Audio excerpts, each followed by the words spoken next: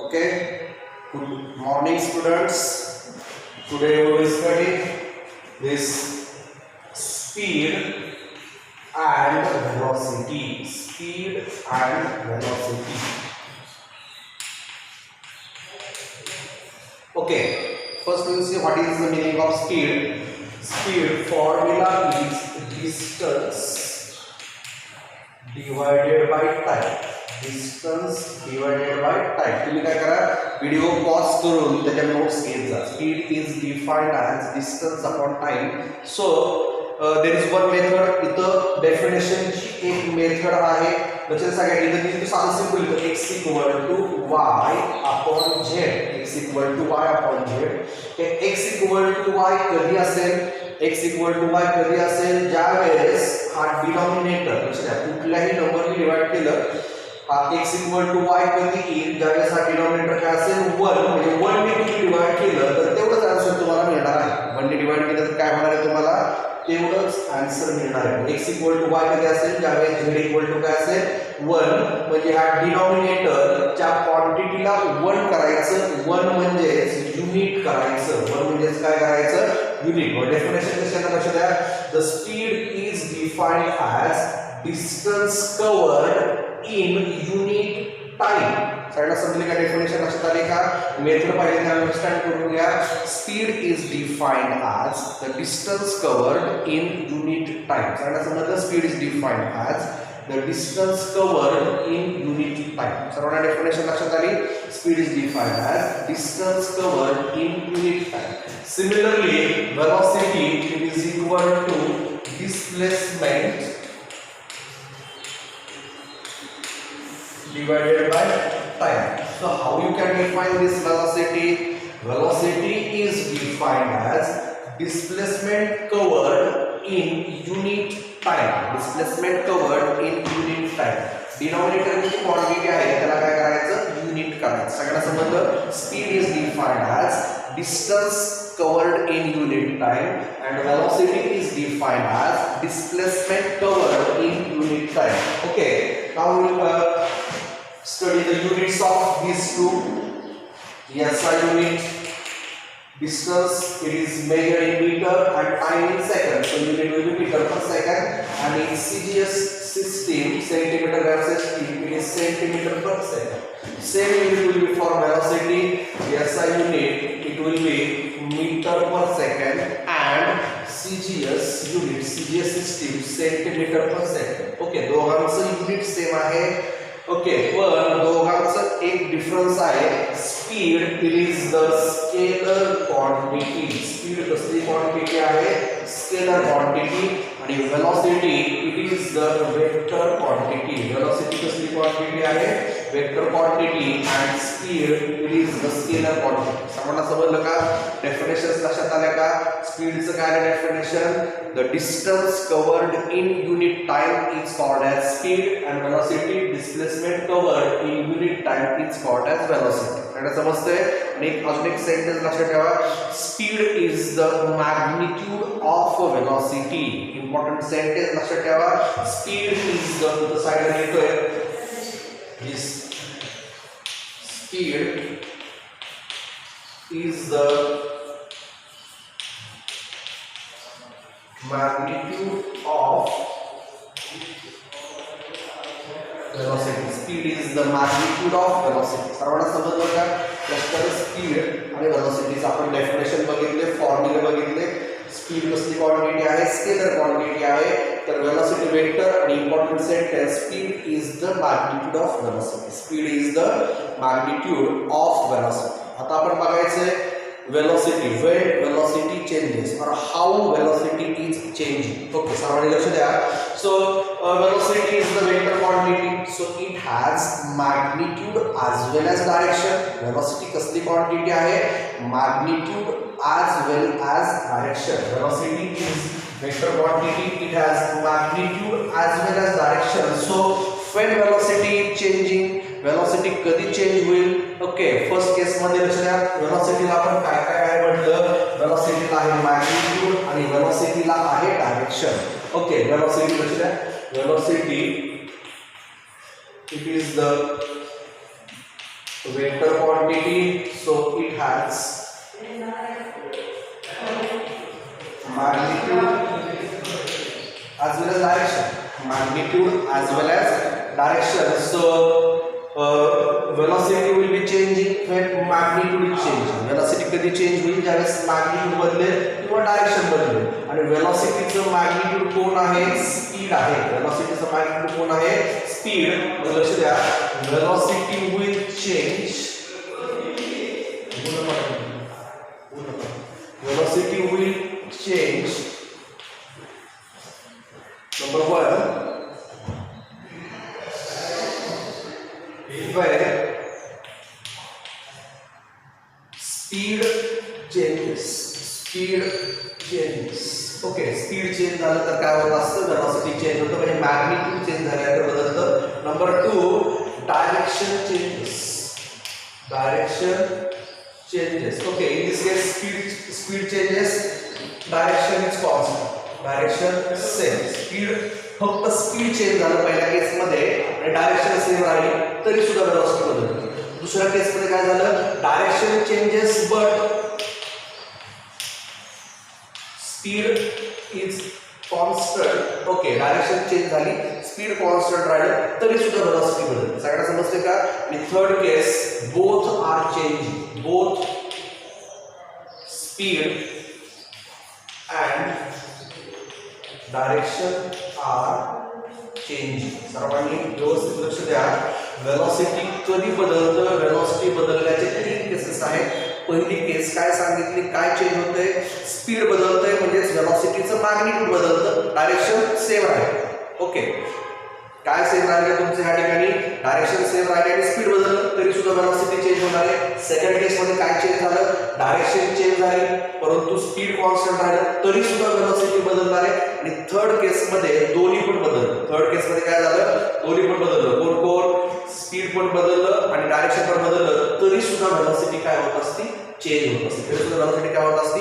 Change होत असते. सगळ्यांना समजलं का? आपण बघितलं आतापर्यंत बघितलं 7 मिनिटं. आतापर्यंत आपण बघितलं स्पीड, वेलोसिटी आणि वेलोसिटी कशी चेंज होती. वेलोसिटी कशी चेंज होती? स्पीड चेंज झाल्यानंतर, डायरेक्शन चेंज झाल्यानंतर आणि दोन्ही चेंज झाल्यानंतर. ओके, आता नेक्स्ट आपण बघणार आहे आजचा uniform motion and non uniform motion. Okay, uniform motion आणि non uniform motion. Okay,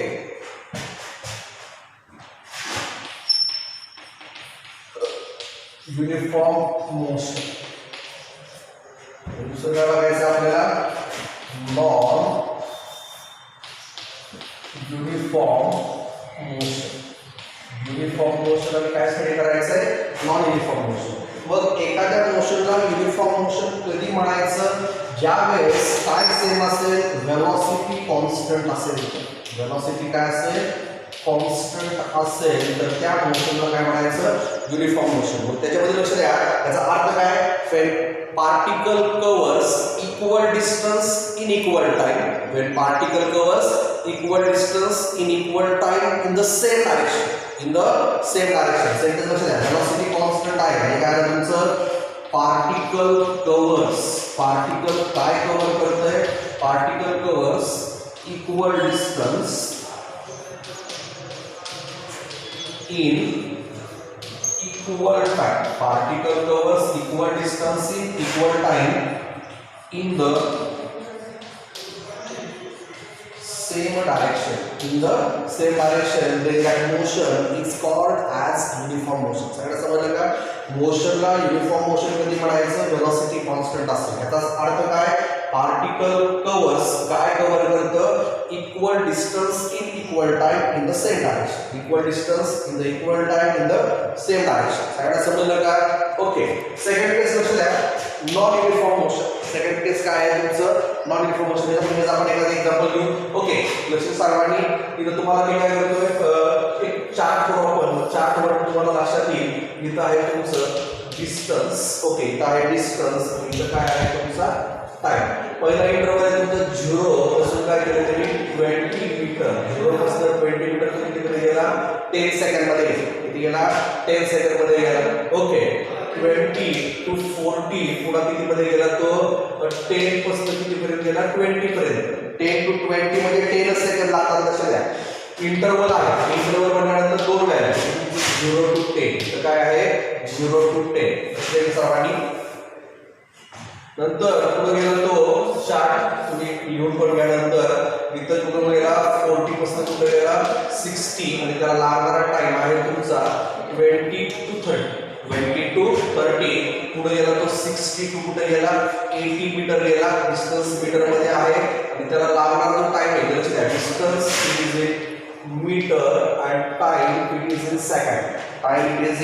second okay नंतर तो गेला 60 to 80 मीटर आणि त्याला लागणारा जो टाइम आहे 30 सेकंड to 40 सेकंड ओके लक्ष द्या मग वरचा जो डिस्टन्सचा इंटरवल आहे इंटरवल कसा फाइंड करायचा इंटरवल फाइंड करताना सेकंड व्हॅल्यू वरून पहिली व्हॅल्यू काय करायची असते मायनस 20 मायनस 0 किती आलं 20 40 मधलं 20 गेलं किती आलं 20 60 मधलं किती आलं 20 इथे काय आलं 20 इथे लागणारा टाइम काय आहे तुमचा 10 इथे लागणारा टाइम 10 काय समजतंय पहिलं सेंटेन्स कळलं का तो काय कव्हर करतोय इक्वल डिस्टन्स कव्हर करतोय कसा कव्हर करतोय in equal time in the same direction then that particle is performing uniform motion सर्वांना समजलं का युनिफॉर्म मोशन काय when particle covers equal distance in equal time in the same direction that is velocity is constant that motion is called as uniform motion त्या मोशनला काय म्हणायचं uniform motion असं म्हणायचं सर्वांना समजलं पाहिजे दुसरा नॉन युनिफॉर्म मोशन दुसरा आहे तुमचा non uniform motion non uniform motion म्हणजे काय तर बाकी लक्ष द्या ओके when particle covers लक्ष द्या सगळ्यांनी व्यवस्थित समजून घ्या when particle covers equal distance in unequal time काय समजते equal distance in unequal time second case unequal distance in equal time इथं काय बदललं डिस्टन्स सेम राहिलं परंतु टाइम बदलला इथं काय बदललं इथं टाइम डिस्टन्स बदललं तर टाइम काय राहिला सेम राहिला आणि third direction is change third काय direction is changing first two case मध्ये डायरेक्शन सेम होतं फर्स्ट टू केस मध्ये काय होतं डायरेक्शन कशी होती सेम इथं पण डायरेक्शन सेम होती इथं पण डायरेक्शन काय होती सेम होती याचा अर्थ डिस्टन्स किंवा टाइम बदलतं त्यावेळेस स्पीड बदलतं डायरेक्शन बदलतं ओके डायरेक्शन स्पीड बदललं म्हणजे मॅग्निट्यूड चेंज झालं डायरेक्शन चेंज झालं म्हणजे नॉन युनिफॉर्म मोशन कधी असेल ज्यावेळेस वेलोसिटी चेंज होईल velocity changes then that motion is called as non-uniform motion. ज्यावेळेस velocity change होत असते त्यावेळेस त्या मोशनला काय म्हणायचं असतं नॉन युनिफॉर्म मोशन सर्वांना समजलं का ओके लक्ष द्या uniform motion and non uniform motion what is the meaning of uniform motion velocity is constant that is the particle covers equal distance in equal time and in the same direction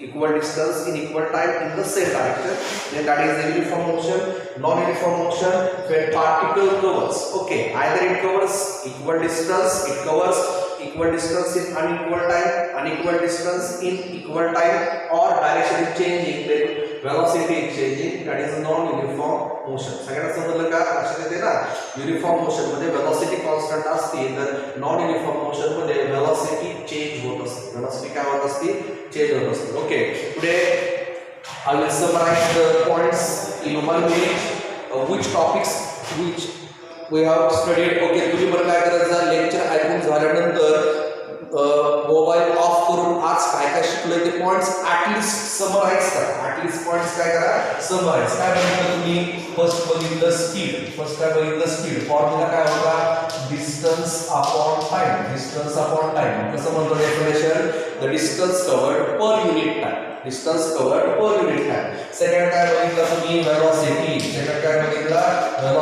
formula काय आला displacement upon time. Definition clearly, displacement covered per unit time is called as velocity. What is the difference? It is the scalar quantity and it is the vector quantity.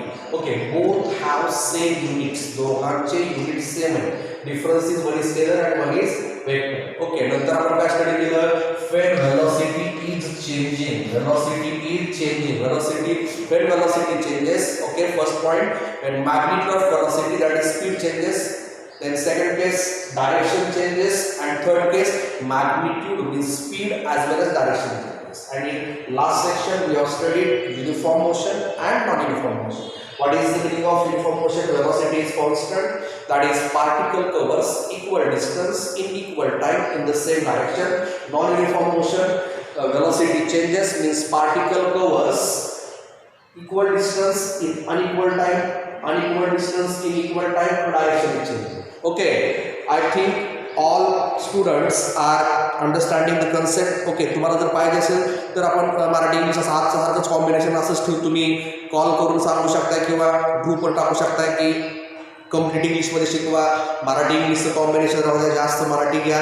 आणि जर आपलं जर lecture तुम्हाला आवडत असेल तर तुम्ही बाकीच्या मुलांना पण काय करा, त्या ठिकाणी इंटिमेशन द्या की क्लास ऑनलाईन लेक्चर चालू झालेले आहेत, तुम्ही त्या ठिकाणी सर्वजण व्हिडिओ बघू शकताय. आणि सबस्क्राईब करा प्लीज. काय करू नका, आपल्या ह्याला चॅनलला काय करायचं, लिंक टाकल्यानंतर त्याला काय करत जा, सबस्क्राईब करत जा आणि सबस्क्राईब करा आणि बाकीच्या लोकांना सांगा. Okay, thank you.